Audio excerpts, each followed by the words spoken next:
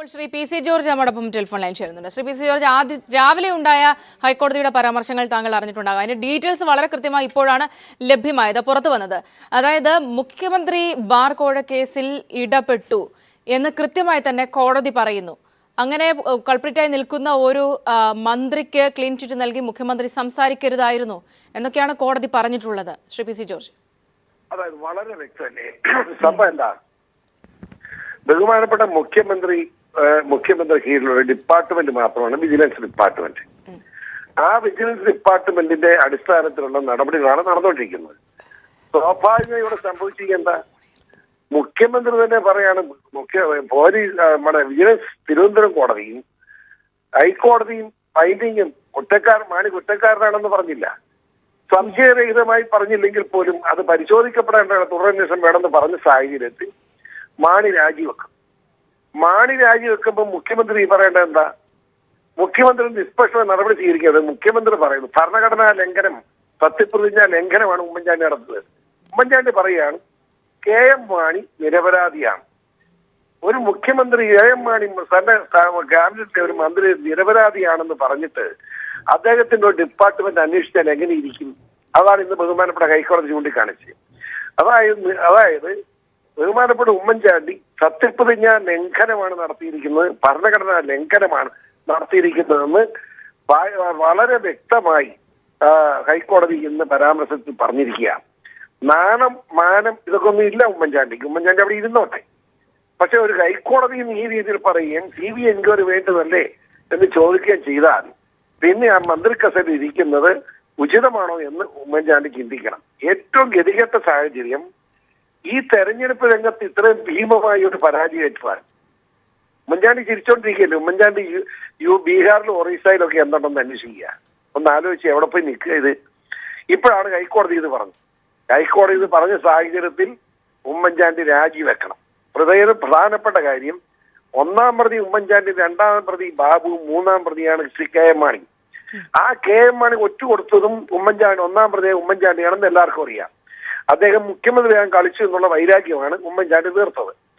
അതായത് ആ തീർക്കേണ്ട ഭാഗമായി ഇത്രമാത്രം സാഹചര്യം ഉണ്ടാവും എന്ന് ഉമ്മൻചാണ്ടി വിചാരിച്ചില്ല. സംഭവിച്ചു പോയി. ഇപ്പൊ എന്തായി?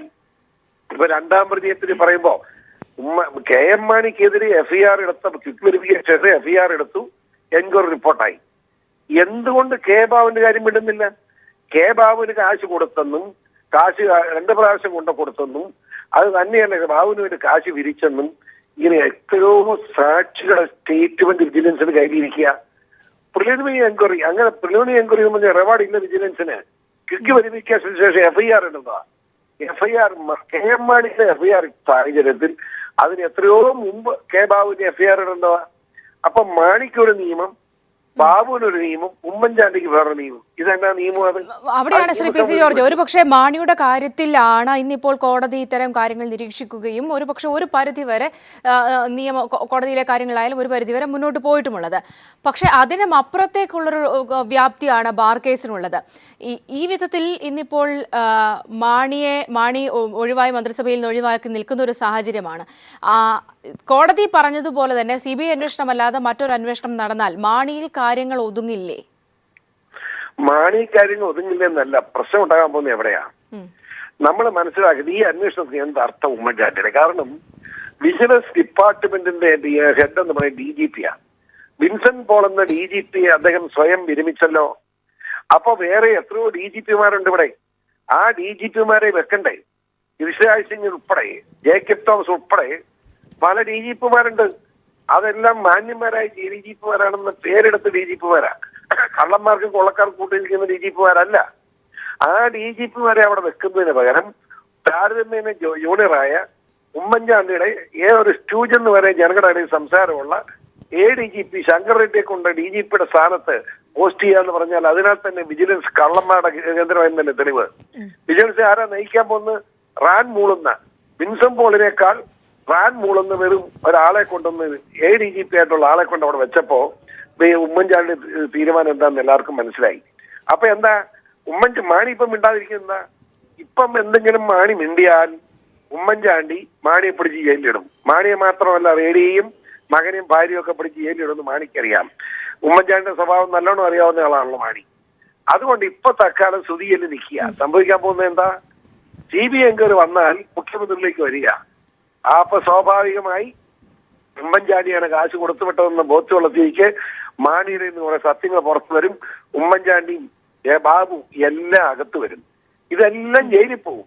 CBI നിഷ്പക്ഷം അന്വേഷിച്ച ഒരു സംശയം വേണ്ട. ഇത് കേരളത്തിലെ ജനങ്ങളുടെ മുമ്പിൽ തെളിയിക്കപ്പെട്ട കേസാണ്. ഇത് തെളിയിക്കപ്പെട്ട കേസിൽ തെളിവ് അന്വേഷിക്കേണ്ട കാര്യമില്ല. ഉമ്മൻചാണ്ടിയാണ് 1-ാം പ്രതി, 2-ാം പ്രതി ബാബുവാണ്, 3-ാം പ്രതിയാണ് മാണി. അതുകൊണ്ട് 3-ാം പ്രതി വഴിയാധാരമായി നടക്കുന്നത് ശരിയാണോ എന്ന് കേരളത്തിൽ ജനങ്ങളുടെ മുമ്പിൽ ഇപ്പോൾ ഒരു ചോദ്യചിഹ്നം വരിക. കേരള കോൺഗ്രസ് സ്വാഭാവികമായി കേരള കോൺഗ്രസ് ചിന്താഗതിയുള്ള ജനങ്ങൾ കാർഷിക മേഖലയോട് മാണി ചെയ്ത കടുങ്കൈ ഓർത്ത് പ്രത്യേകിച്ച് നികുതി ഭാരം വർദ്ധിപ്പിച്ചു. അത് മാത്രമോ കസ്തൂരി രംഗൻ ഇതിനൊന്നും മാണിയുടെ സഹായം കിട്ടിയില്ല. കർഷക റബ്ബറിന് വിലയില്ലാതെ കരയുകയാണ്. അങ്ങനെ കാർഷിക മേഖലയെ അവഗണിച്ച് ദുരിതത്തിലാഴ്ത്തിയ മാണിയോടുള്ള വൈരാഗ്യത്തോട് നിൽക്കുന്ന കർഷക ജനതയുടെ മുമ്പിൽ മാണിക്കിന് പ്രസക്തി നഷ്ടപ്പെട്ടു. മാണി സ്വാഭാവികമായി ഒറ്റപ്പെട്ടു. മാണിയെ ചില്ലറ നോക്കി നിൽക്കുന്ന മകനും ഭാര്യയും ബന്ധുക്കളും അല്ലാതെ വേറെ രീതി മാണിയോടൊപ്പം ഇല്ല. ആ സാഹചര്യത്തിൽ വരാൻ പോകുന്നത് എന്താ? ഉമ്മൻചാണ്ടിയും കോൺഗ്രസ് ശ്രദ്ധിച്ചില്ലെങ്കിൽ കോൺഗ്രസ് നശിക്കാൻ പോവാ. കോൺഗ്രസ് നശിച്ചാൽ വരുന്നത് എന്താ? ഇവിടെ ഒരു സ്വാഭാവികമായി ഹിന്ദു വർഗീയ ഫാസിസം ഈ നാട്ടിൽ നടപ്പാകുന്ന സാഹചര്യത്തിലേക്ക് പോകും എന്നതുകൊണ്ട് കോൺഗ്രസിനെ രക്ഷിക്കാൻ കോൺഗ്രസിന്റെ AICCയും കേരളത്തിലെ കോൺഗ്രസ് നേതാക്കന്മാരും വളരെ ശ്രദ്ധ ചെലുത്തേണ്ടിയിരിക്കുന്നു. ഇല്ലെങ്കിൽ അത് അപകടം ഉണ്ടാവും എന്ന് എനിക്കൊരു സംശയമില്ല. ഉമ്മൻചാണ്ടിയുടെ നേതൃത്വത്തിൽ തെരഞ്ഞെടുപ്പിനെ നേരിടാൻ കോൺഗ്രസിനും നല്ല ഒരു രാഷ്ട്രീയ മുന്നണിക്കും കഴിയില്ല. ആ അപകടം മനസ്സിലാക്കിക്കൊണ്ട് കോൺഗ്രസ് പ്രവർത്തകരും നേതാക്കന്മാരും ഉണർന്ന് പ്രവർത്തിക്കണം.